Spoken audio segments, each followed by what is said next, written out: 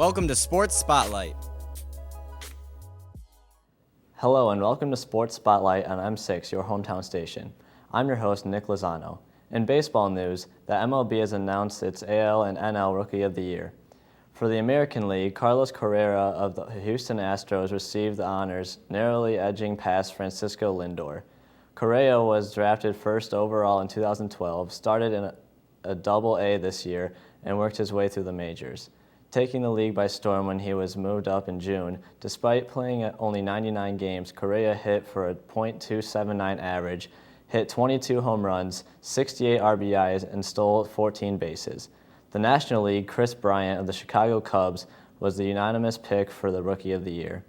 After being moved to the big leagues in April, Bryant shined, battling a .275 with 26 home runs and 99 RBIs. Now we turn our attention to the NFL, where the Broncos have been seeing success, despite their quarterback Peyton Manning struggling greatly this year.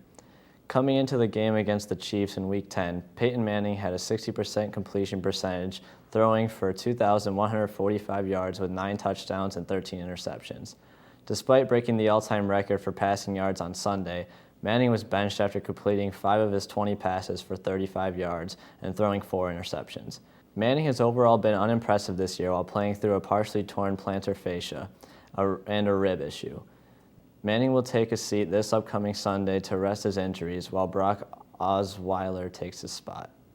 Off to the course, defending champion Rory McIlroy currently leads the points in the race to Dubai standings. Due to an ankle injury earlier in the year, McIlroy, deemed as one of the most talented players in the field, has not played up to par with the eyes of some of the fans. With his last win in May at the Wells Fargo Championship at Quail Hollow Golf Club, has opened a window for talented players such as Danny Willett and Justin Rose to slowly creep up on his heels.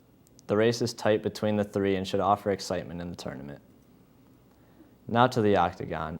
It seems like things will never be the same for UFC fighting sensation Ronda Rousey.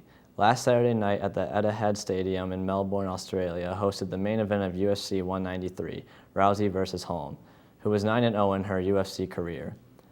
The highly anticipated event was supposed to take the UFC attendance record of over 50,000. Expectations were blown when Holm was in control most of the fight and won by a knockout 40 seconds into the second round. Thanks for tuning in to Sports Spotlight. I'm Nick Lozano, and this is M6, your hometown station.